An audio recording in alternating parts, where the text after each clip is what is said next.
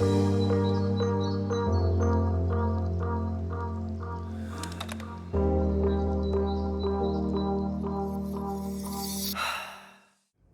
mai hoki mai ki tō tātou nei Wānanga bait tēnei wiki. Welcome back.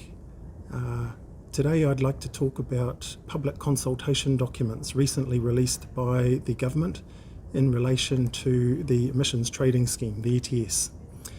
And I'd like to talk about one specific element of that, and that is the permanent exotic category in the ETS. The government is consulting to look to remove this category out of the ETS, and I'd like to talk about why it's very important that we resist this removal of the permanent exotic category in the ETS because of its importance to Māori and the empowerment that it allows us.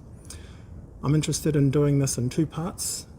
The second Wānanga bite will address the negative but very successful misinformation campaigns that have been constructed by those with self-interest at heart, like 50 Shades of Green, like Beef and Lamb, and those types of organisations, and alongside that the potential political motivations for removal of this category. And we'll have a look at releasing that sometime next week. But first, on a very positive note, this first Wānanga bite will cover the why, specifically for Māori, and the benefits to us that the government is now looking to take away with the recent consultation docs. The foundation for this Wānanga is one of pragmatism. That's looking at things how they are for us right now, not how they could be in the future with legislative change, but how they are for us right now. So why do Māori want the permanent exotic category in the ETS? Three main reasons. Firstly, it gives us the opportunity for sustainable development, and that's something that we're after generically. We just want the opportunity to develop our land. The second one is alignment to our Māori land holdings.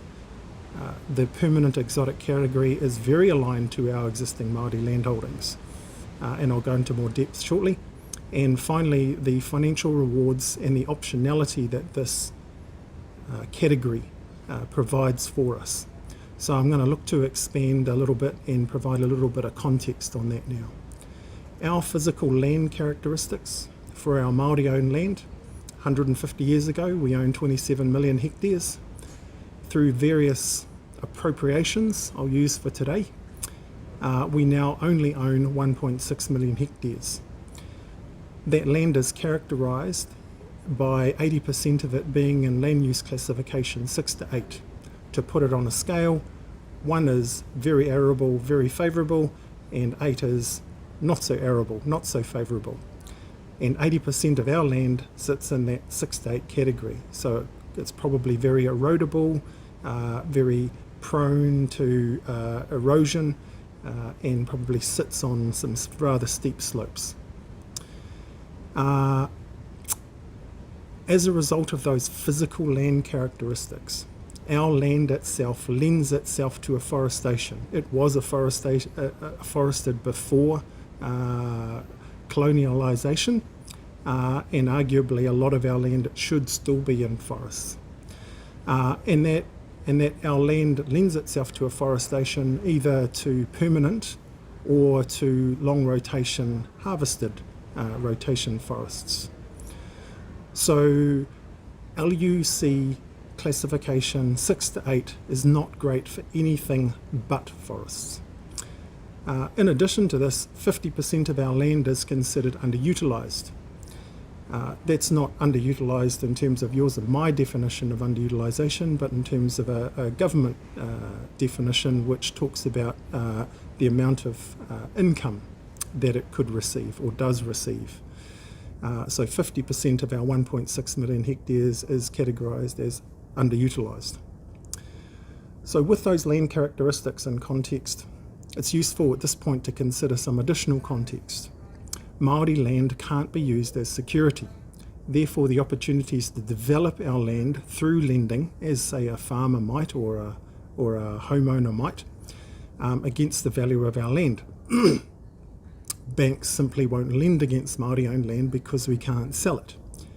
Yes, I accept that there are very rare occasions, very rare exceptions where this might not be so, because there may be some lending that goes against and into Māori-owned land, but generally those exceptions actually define the rule or reinforce the rule, because lending against Māori land is almost impossible. This is one of a number of substantial barriers to development that is unique to Māori. Another point which is not well known is that pre-1990 Indigenous forests didn't receive any carbon unit allocations. And guess who the second largest owner of pre-1990 Indigenous lands are? Māori. So not only are we not able to develop our land based on current legislation, but nor were we provided any financial compensation for locking up our land for public good, for things like biodiversity, for things like water quality, for erosion control, for carbon sequestration. And now the government would like to remove one of our very lucrative options based on misinformation and political pressure.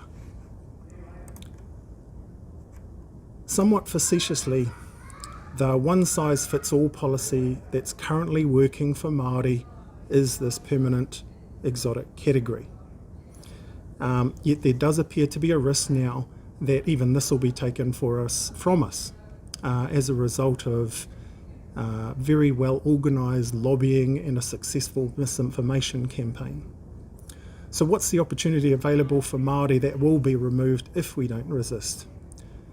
First, if I transform my ETS eligible paddock from pasture into exotic-based trees based on today's carbon price, I'll earn the equivalent of roughly $2,000 per hectare per annum for 50 years. And that's just for the carbon. Second, if I wanted native forest, I could utilise the same system with planting exotics and use those as a nurse crop to earn carbon at $2,000 per hectare per annum. Then over time I could transition that into native, transitional forest. It's possible to transform directly into native without the exotics first, but it's at least 10 times more expensive, and it's a much riskier option given our native forest species don't really appreciate being planted in a paddock. Like most Māori, our natives prefer to be surrounded by the extended whānau and protected as we grow to maturity. So it's not impossible to go do native straight away, but a better way would be to have a nurse crop. In this particular example, that nurse crop is also generating us income, which is of benefit to us as we transition into native. There are a number of other options that this category in the ETS allows for in its current state without modification, but these are the main ones for Māori: the transition into native and the ability to monetize any forest. Permanent exotic forests offer us a pathway to restoring native covering for Papatūānuku. Pine with managed transition to native is very attractive, and even if we don't manage the transition, forest cover is preferable to the environmental damage that's caused by pastures and farming on the types of land that we own. So why should we propose the removal of the permanent exotic category from the ETS? A lot of our land that wasn't stolen from us was suited to afforestation, any sort of afforestation. Second, we as Māori have a strong underlying orientation to native and native forests. We feel this is right without naming all the intrinsic benefits of biodiversity, restoration of wairua o te ngahere o tāne, and recloaking Papatūānuku to name a few. And there are many others. Third, we have an opportunity under this ETS category to monetize this activity, and as such we can attract investment. If we can't finance it ourselves, which is another important bit, we can attract investment into this, provided this category continues to exist. So in closing, nōku te whenua, kei ahau te kōrero. This is my land, and I have the right to say what happens with it and on it. Despite all the history of our land, the land appropriations and the type of land that we have left, we'd want to decide how we want to use it, and we want the option. Part 2 of our Wānanga Bite will focus on the reasons politicians and other farming lobby groups are arguing against the inclusion of this category, and we look forward to talking to you about those elements specifically in Wānanga Bite number 2. If you'd like to support this kaupapa, please contact us via our website or Facebook page, whenuaoho.māori.nz, and we'll make sure that you're updated regularly, and we might even take your name and add it to a submission if that's something that you'd like to do. Kia ora, ngā mihi.